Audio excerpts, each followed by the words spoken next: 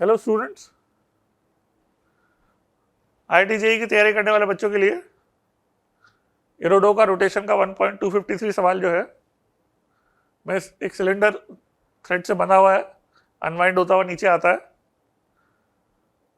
आपको निकालना है ईच थ्रेड में टेंशन कितना होगा और सिलेंडर का एंगुलर एक्सेलरेशन कितना होगा।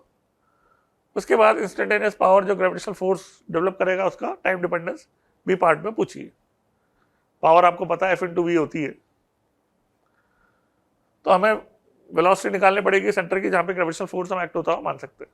तो mg/v will be the power delivered by the gravity force. But उसके पहले ये पार्ट करते हैं जिसमें कि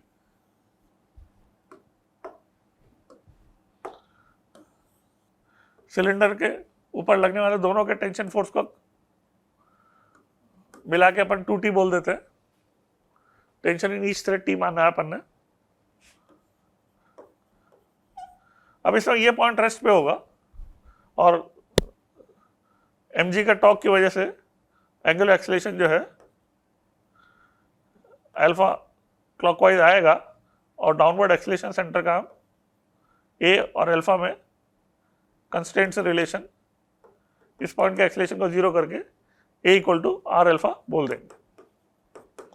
तो सिमिलर टू रोलिंग वाली कंडीशन हो गई है कि इस पॉइंट का एक्सेलरेशन आपने जीरो बोला, सेंटर का एक्सेलरेशन a डाउनवर्ड्स है, सेंटर का relative acceleration r alpha upwards है, तो इसका एक्सेलरेशन जीरो होने के कारण a और r अल्फा इक्वल हो जाएंगे और हमें कंडीशन कंस्टेंट वाली मिल जाएगी a = r alpha, similar to जैसा रोलिंग में होती है।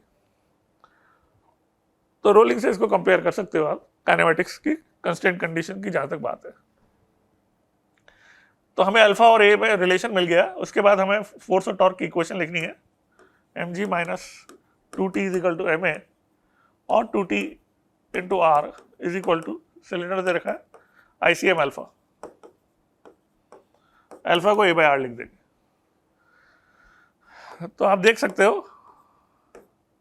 कि t जो है वो ma/4 हो गया। हमें निकालना है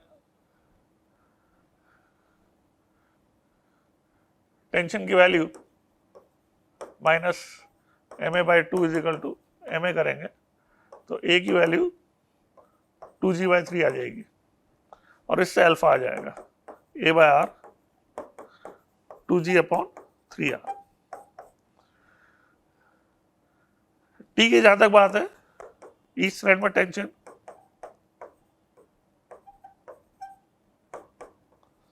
mg/6 आ रहा है वो। तो आप देख सकते हो ये पार्ट में mg/6 और 2g/3r हमारे टी और अल्फा आ गए।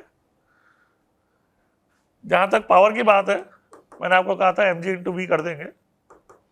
v जो है वो at के बराबर होगा,